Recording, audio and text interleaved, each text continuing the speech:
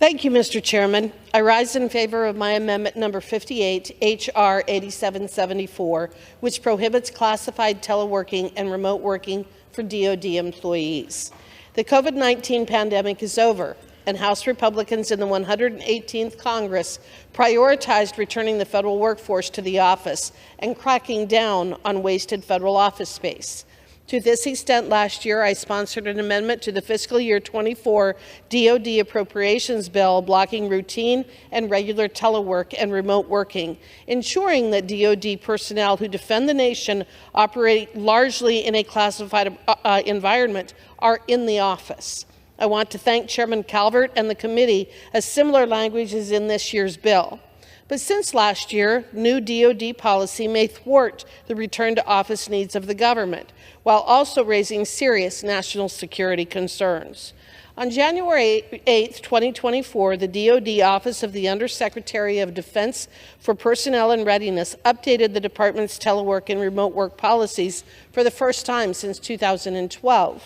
Under this new policy, DoD personnel are qualified for telework and remote work when, quote, the duties of the position do not require more than occasional handling, discussion, or possession of classified material, end quote.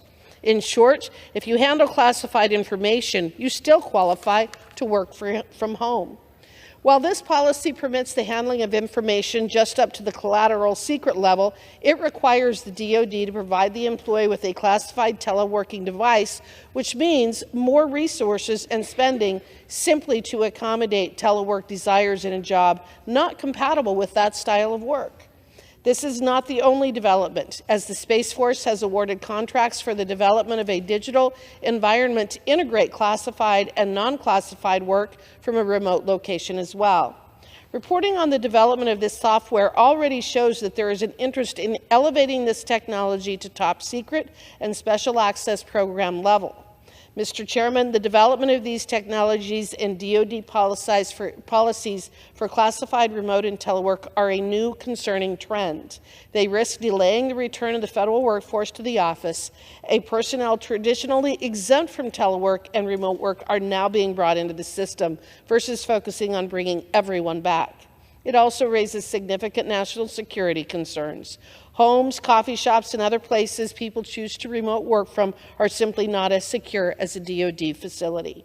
I encourage my colleagues to support this amendment, and I reserve. While I'd like to assume that our federal employees charged with handling sensitive information will always act responsibly, we cannot control human nature and therefore cannot control where these DoD systems will be opened up in the public. Further, the DoD facilities themselves protect information from intrusion, such as physical break-ins or cyber threats of bad actors seeking access to our information. The security simply cannot be guaranteed in every household of the DoD workforce. I want to quote the director of a company developing this technology for the Space Force. In an article discussing the software and development, the director stated, you quote, you can't just pop your laptop up at Starbucks. Some of the things within that user agreement would be, you know, you're in a closed space, there's no windows, there's no one else home, your cell phone isn't with you, things of that nature, end quote. What is being described here is a SCIF, something that DoD personnel only have access to at work and not at home. Outside the office, even equipped with new technologies, there is too much unpredictability for the handling of classified information, and these policies should not be allowed to go forward. I urge my colleagues to support this amendment, and I reserve. I believe that my colleague is misunderstanding the policy that is being proposed by the Department of Defense. This doesn't relate to people on your committee work.